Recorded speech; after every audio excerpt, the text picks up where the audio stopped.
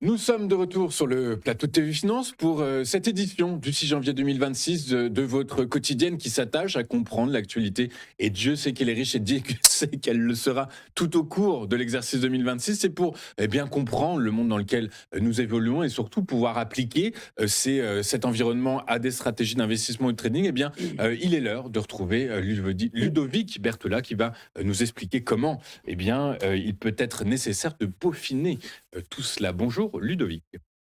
Bonjour Louis.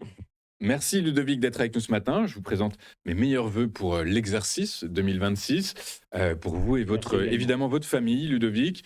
On va commencer votre chronique par le Bitcoin. Le Bitcoin qui a subi une année désastreuse en 2025, mais qui semble se reprendre début 2026.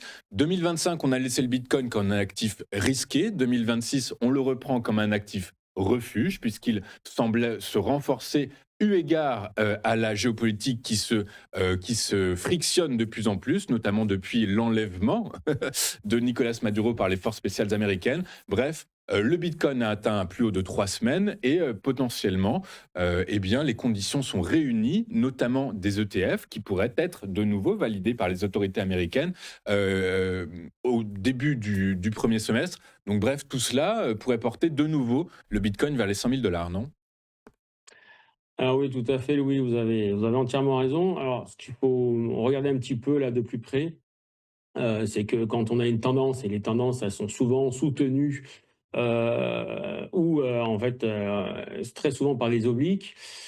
Bien que bon, là, on est dans une tendance baissière depuis le mois d'octobre. Cette tendance baissière a été donc cassée là sur le début d'année, enfin fin d'année 2025, début d'année 2026.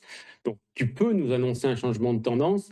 Alors j'ai dit «qui peut» parce que je prends un peu des pincettes, parce que réellement pour pouvoir, l'enclencher, cette nouvelle tendance-là, il faut absolument casser ces 94 150 en clôture journalière, ce qui n'a pas été le cas hier. Ils ont fait une petite mèche au-dessus et pour finir à clôturer dessous, ce qui voudrait dire qu'ils n'ont pas encore assez de force, assez de liquidité pour pouvoir pousser un peu plus haut et aller chercher cette fameuse zone des...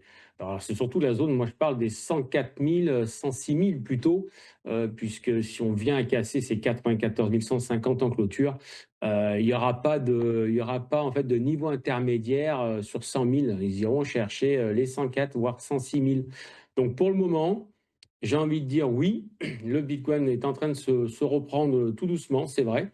Mais bon, il n'y a pas eu la clôture qu'il fallait hier pour pouvoir donner cette accélération.